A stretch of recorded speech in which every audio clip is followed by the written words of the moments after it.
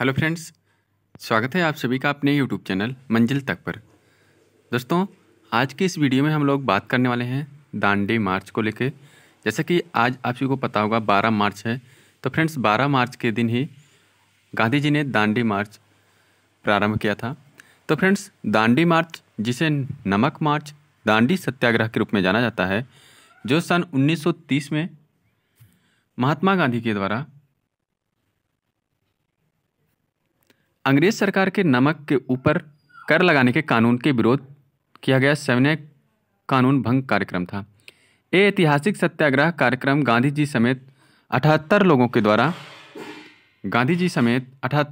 द्वारा अहमदाबाद साबरमती आश्रम से समुद्र तटीय गांव दांडी तक पैदल यात्रा लगभग 390 किलोमीटर करके 6 अप्रैल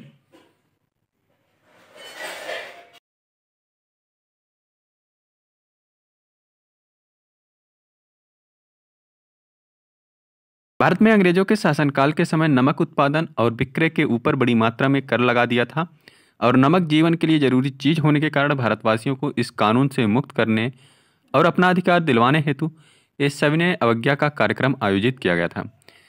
कानून भंग करने के बाद सत्याग्रहियों ने अंग्रेजों की लाठियां खाई थी, परंतु पीछे नहीं मुड़े। 1930 को गांधी जी ने इस आंदोलन को चालू किया। इस आंदोलन में लोगों ने गांधी जी के साथ पैदल यात्रा की और जो नमक पर कर लगाया था उसका विरोध किया। इस आंदोलन में कई नेताओं को गिरफ्तार कर लिया गया, जैसे सी राजगोपालचारी, पंडित नेहरू आदि। ये आंदोलन पूरे 1 साल तक चला और 1931 को गांधी जी और इरविन के बीच हुए समझौते से खत्म हो गया। इसी आंदोलन से सविनय अवज्ञा आंदोलन की शुरुआत हुई थी। इस आंदोलन ने संपूर्ण देश में अंग्रेजों के खिलाफ व्यापक जनसंघर्ष को जन्म दिया था। गांधी जी के साथ सरोजिनी नायडू ने भी नमक सत्याग्रह का नेतृत्व किया था। ऐतिहासिक दांडी मार्च ने हमारे स्वतंत्रता संग्राम में बहुत महत्वपूर्ण भूमिका निभाई। यही कारण है कि भारत की आज़ादी के 75 वर्षों के भव्य समारोह का शुभारंभ करने के लिए दांडी मार्च की शुरुआत के विशेष दिन को चुना गया। दांडी मार्च भारतीय स्वतंत्रता संग्राम में सबसे प्रभावशाली और प्रेरणादायी आंदोलन रहा है। अगर हम दांडी यात्रा के बाद की घटनाओं को देखें तो यह निश्चित रूप से दबाव में अंग्रेजों के उपनिवेशवादी शासन को ले आई।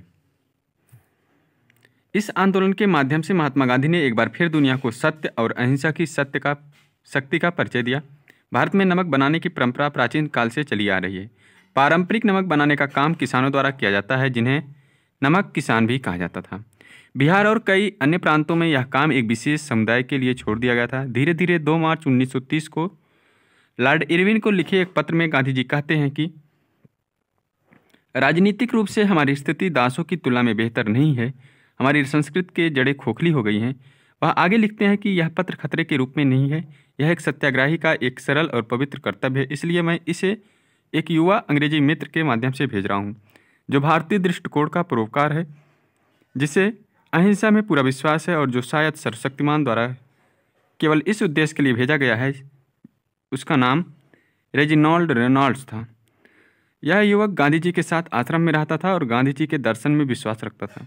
लॉर्ड इरविन को लिखे पत्र में गांधी जी ने नमक कानून को तोड़ने के फैसले के बारे में सूचित किया था, जो उन्हें लगा कि गरीबों के साथ सबसे बड़ा अन्याय है। दांडी मार्च 12 मार्च को साबरमती आश्रम से शुरू हुआ था। ठीक 6:30 बजे गांधी जी ने अपने 79 अनुयायियों के साथ आश्रम छोड़ दिया और मार्च शुरू किया। उन्होंने 24 दिनों में दांडी तक 240 मील की दूरी पूरी की। इस अवधि के दौरान गांधी जी यात्रा के दौरान सभाओं को संबोधित करते थे। उनके भाषण अंग्रेजी की नीतियों के खिलाफ लोगों के मन को प्रभावित करने में सफल रहे। मार्च के दौरान यह स्पष्ट रूप से कहा गया था कि लोगों को अपना ध्यान स्वयं नमक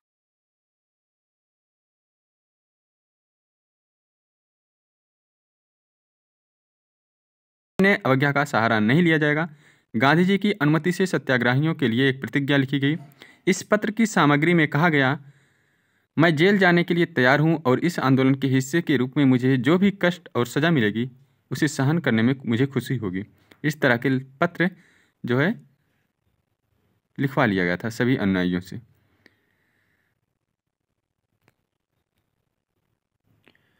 4 अप्रैल 1930 की रात को पद यात्रा दांडी में प्रवेश किया। 5 अप्रैल की सुबह दांडी तक पर सैकड़ों गांधीवादी सत्याग्रहियों ने खादी पहन रखी थी। दांडी में एक प्रेस वार्ता का भी आयोजन किया गया। सरोजिनी नायडू, डॉक्टर सुमंत, अब्बास तैयब जी, मिठूबेन पेटेट दांडी मार्च में शामिल हुई। अपने संबोधन में गांधी जी ने अगले दिन सुबह नमक कानून तोड़ने की जानकारी दी। गांधी जी ने 6 अप्रैल की सुबह दांडी तट पर नमक की मुट्ठी भरकर नमक कानून को तोड़ा।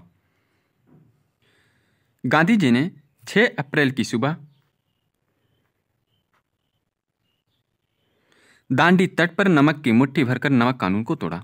उन्हें ब्रिटिश कानून के तहत हिरासत में लिया गया था। गिरफ्तारी से पहले गांधी जी ने स्पष्ट रूप से यह संदेश दिया था कि स्वराज को बलिदान के बिना कायम नहीं रखा जा सकता, इसलिए यह संभव है कि लोगों को असीमित बलिदान करना होगा।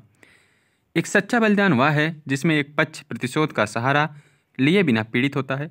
दांडी यात्रा के बारे में बताते हुए टेलीग्राफ के रिपोर्टर ने लिखा, कौन जानता था कि यह घटना भविष्य में ऐतिहासिक हो जाएगी।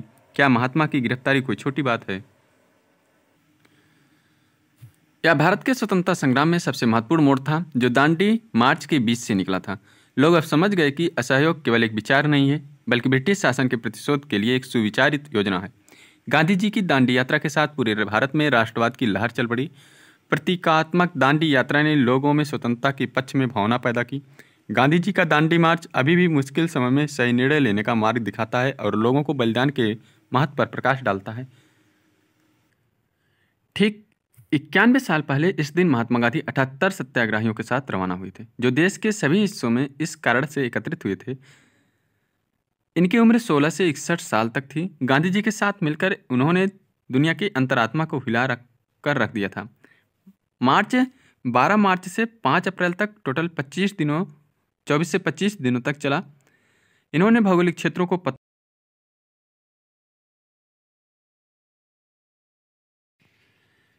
जैसा कि प्रधानमंत्री नरेंद्र मोदी शुक्रवार को यानी कि आज के दिन दांडी तक एक मार्च को हरी झंडी दिखाकर रवाना करने जा रहे हैं। 9 दशक बाद कैसे राह पकड़ रही है। स्थल अभी भी मार्च द्वारा जाना जाता है, यहाँ तक कि कुछ ढाने की स्थिति में है और कुछ का सामना करना पड़ रहा है। मशहूर हस्तियाँ या स्मारक मार्च द्वारा आयोजित बड़े मार्च को छोड़कर उपस्थिति पतली है। दांडी पथ से पहले एक ऐसी परियोजना जिसने रात्रि प्रवास के लिए मार्ग के साथ 14 केंद्र स्थापित किए थे, यह काफी हद तक असंगठित था। प्रधानमंत्री ने समारोह के हिस्से के रूप में सांस्कृतिक और डिजिटल पहलों का उद्घाटन किया और साबरमती आश्रम में सभा को संबोधित करेंगे।